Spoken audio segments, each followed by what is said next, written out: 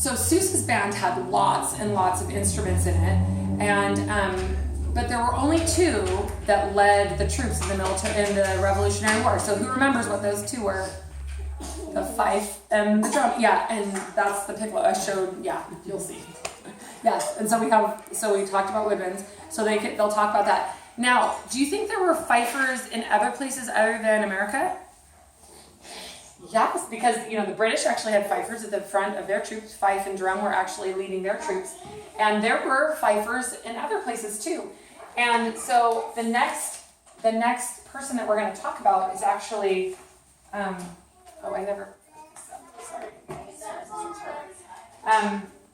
there were French and Spanish fifers as well, and this is actually a picture of a French fifer. This painting was done directly. This was an actual fifer that came and sat for the artist that we're going to talk about. Let me see, where can I put it? I'll just put it right here. Actually, it's probably better here, then you can see it better. It is. We'll talk quite a bit about like the importance of the way that was painted. So the person that painted this, his name, I'll show you. His name actually rhymes with something that you put on sandwiches. It's white and creamy. Can anyone say what they think it is? And if they say mayo, you're like, oh, you're close. What's the whole name of it? And so they want you to point out the fact that Manet sounds like mayonnaise. So that they remember because a lot of them won't realize that that's how to pronounce it. So that's why I don't have like best foods or anything that's like a recognizable band. Hopefully they understand, they get the gist. So his name is Eduoard. It's not like Edward like we say here. It's Eduoard, and the accent is on the ard part of it. So you can have the class say Eduoard. So you don't say the O. Oh yeah. Oh, and that O is not supposed to be there. His name was not Eduardo. Oh. That was a mistake. So I guess I can wipe that out. It's been like that for 20 years. But yeah, it's not Eduardo. He is French, not Spanish. Yeah. So Eduoard Manet was born in France. He's from France, and his family was well off. They had a lot of money, which really helped him. So most artists that we talk about had no money. And that really, they lived a real bohemian lifestyle. They really, a lot of them struggled and never really did make money. Their paintings only were worth anything after they died.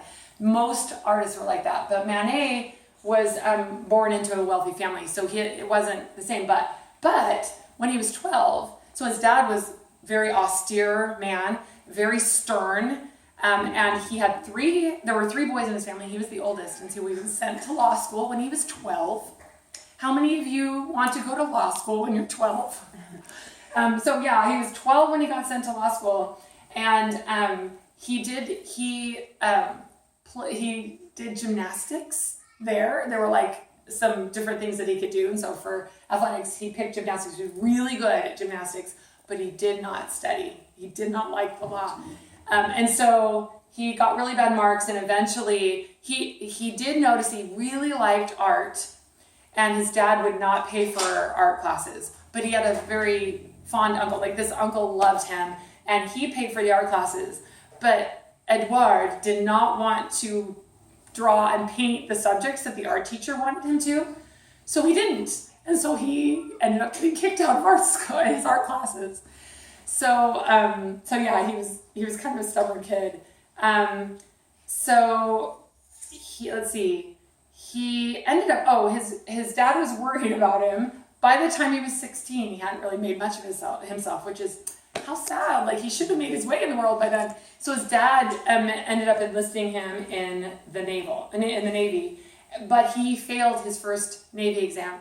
And if he was going to take it a second time, they made him go out on a boat and be on the sea for a while, then he could come back and take the exam again.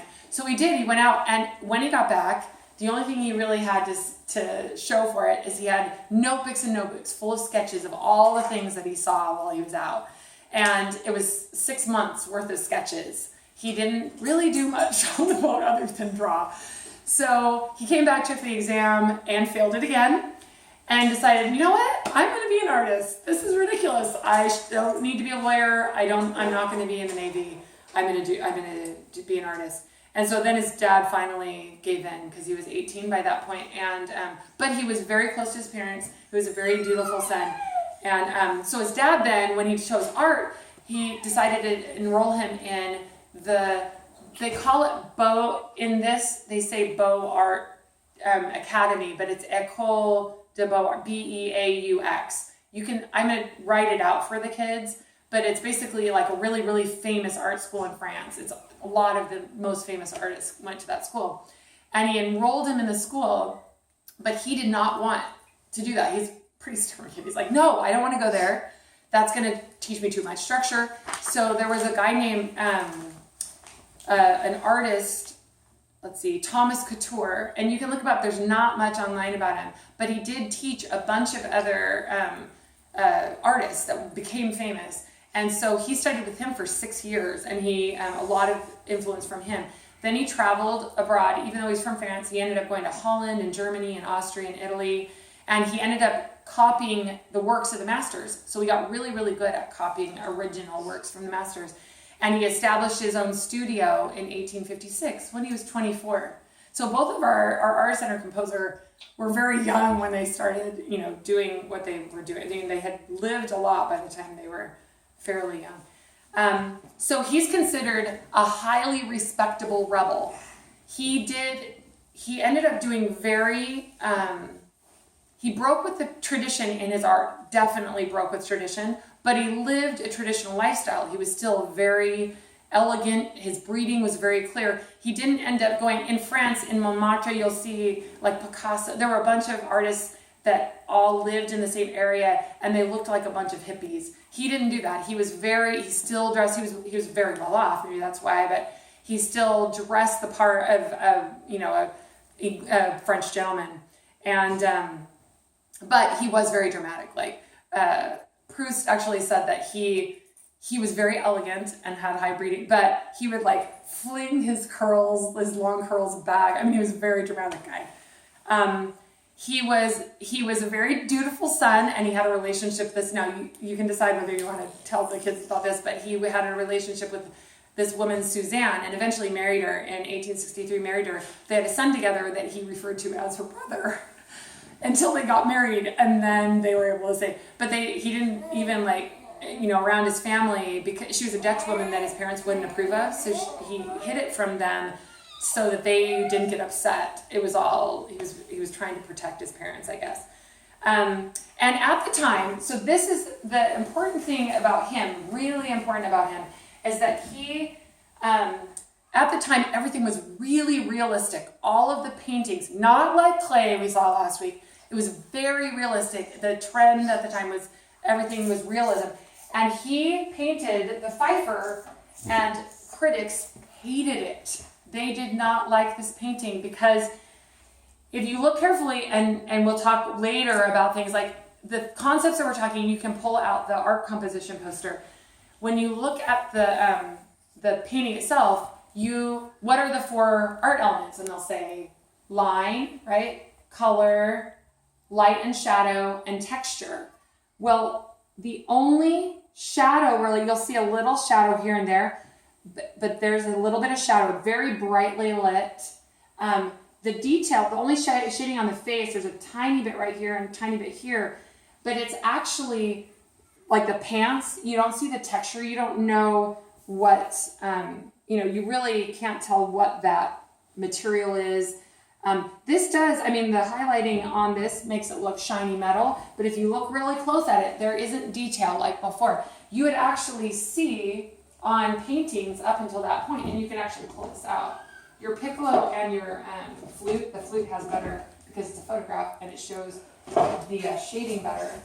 In pictures, paintings to that point, a flute, well this isn't a flute, but an instrument like that, it would actually have that precise highlighting on it. It would look like a photograph. And Eduoard decided he didn't want it to look that way, and so he was breaking with tradition to do this. And so it was really kind of scandalous and people didn't like it initially. But Monet and Degas and Renoir all were like, oh my gosh, this is genius. They all wanted to paint that way. And so these are all really famous artists. Who can tell me what period of art they painted in, what kind of art they did? And a lot of the kids will know, the older kids will know it's Impressionism. And if they don't, you can remind them, because we actually did Renoir a couple years ago. Monet is this year, next month. And Degas is another one that they've done. So this one is Manet. Manet, yes. And next Manet. week is the other one's Monet. But Manet and Monet were friends, and Manet painted Monet. There's actually, I have some copies of his paintings. So Manet, his famous paintings. So this is not one of his most famous. It's famous in that people didn't like it. But he painted, like these are some of them. This is his probably most famous. It's toward the end of his life. He painted this one, and very, very, it's like his masterpiece. It's still, though, if you get really close, there are a lot of people that you don't see faces, and it's still very impressionistic. After he painted this, he had a really bad, painful nerve disorder, and he died really young, 52. And so after this, he only painted flowers. He was real simple in his painting, but that was his last big painting. This painting here, really impressionistic. This is a painting of Monet painting on his boat. So it's a painter painting a painter, but it's actually a painting of Monet. And so you can see these are all just different paintings that he had done, but they're very impressionistic, and they're very flat. He doesn't try to make a lot of shadow. He doesn't try to highlight, and he does that on purpose. And you can really see that in this print here. It's very flat looking. And so when we talk, the last thing you're going to talk about with these guys on this is line. And line is hard for kids to understand. They don't get when you're talking about the line of a composition. So when you start to draw something, or when a painter starts to paint something, the very first thing they look at, which one do you think it is? And a lot of them won't know its line. So you say, okay, when we saw Sinbad, what was the main thing we talked about in Sinbad of those four things? And it'll be color, right? Well, it's not color. Before you can put color on, you have to have it drawn out, and you have to have the lines. So the line is the most important thing it's the first thing we do is draw the lines. And so in this painting, the line is very simple. That's why it wasn't critically acclaimed. You've got a very clear vertical line and a very pretty clear line here, but it's vertical then here. Everything is just really straight. And so you can talk to the kids about line. You can bring one of the kids up and you can show them this one. So I have all these line drawings. You can show them this one and say, okay, this line, can anyone make that line with their body? And especially the kindergartners, that would be fun. And so they might get down and try to make a V with their body. I can't do that, I'm too old. But they'll try to make a V with their body. And so straight lines, when you try to make a V, it is hard to make a clear V though with your body, but you can try. And so they talk about the difference between straight lines in a painting and curvy lines. So bodies are curvy. And so it's easier when you're doing bodies and when you're creating a composition to do things that are curvier. Now, then this is the other thing to show. Oh, and the name of this is the five. I always forget to put this out. The other thing is there are two. So this is a really old one. So this woman is made with curvy lines. This woman is drawn with straight lines. Which one of these women do you think you would want to be your teacher? And I think it's kind of funny because her mouth looks so. This one actually they did a good job. The one in the book actually she looks like she's smiling a little. But most of them are going to say they want the curvy one. That one looks like a man. Huh? That one looks like a man. This one looks like a man. And so you can talk a little bit about what curvy lines do to a picture compared to straight lines. Straight lines are a lot more strict and curvy is a little bit more movement, more relaxing, and maybe more. Then you can actually turn around to this one. Here's curvy line city and straight line city. Which one do you think is more fun to visit? Which one makes you more happy And so this kind of looks like a cartoon, right? This is something you'd see at Disneyland, probably. Toontown. Yeah, in Toontown, exactly. So I think they'll end up, it's okay if they don't, if they like the structure of this, and some kids will. But this is going to look more fun. And so then the line, you can explain how line really changes painting depending on if you've got a lot of vertical lines, like American Gothic we did last year, very straight, very stern. And then if you've got really relaxed poses or really curvy things, it's going to be more relaxed, less uptight. And so we've got these to show the kids, and the art project, if you want to do it, I'm going to make a whole bunch of copies. So we've got this line, and if you want to add some of your own, these lines are all ones. I'll make copies of the lines, and then for kindergarten to second grade, they'll take it and they have to look at it from every direction and turn it into a picture. So they'll turn it into a picture and then add color to it. For the older grades, what they suggested is taking this and then not taking one of these, having them draw a line, a simple line, show them these, have them draw a simple line, and then you collect them and pass them back out. So say, don't make it too complicated because you're going to end up getting really a hard one. You want it, and then they'll look at it from different angles and turn it into a picture and color it and stuff. So that should be fun for them. We'll have markers, crayons. I'll have some oil pastels by then. Chalk is really, really messy. They suggested chalk, but it's pretty messy. So that was the art project. It's really easy, white paper with some color, but it's kind of cool. If you don't like this idea, you could have them try to make a seal of City of Fremont, see if they want to do that, but it doesn't really have anything to do with the art itself. And then you could always go back and have them do either the rhythm beat activity again. You could have them conduct and use the baton. So there are a lot of options for activities that they could do that are simple, really easy on the nose, which is nice. So and it's a little bit more fun. I feel like this lesson is a little more engaging, and the kids will probably like it a little bit. I had a little better time writing it. So anyway, that's it. Are there any questions? It's a lot of stuff today.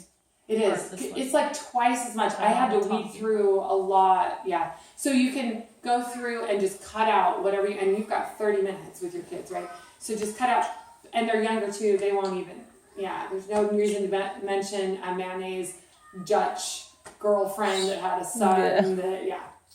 That doesn't need to even be brought up. So I think, is there anything else? I think that's everything. So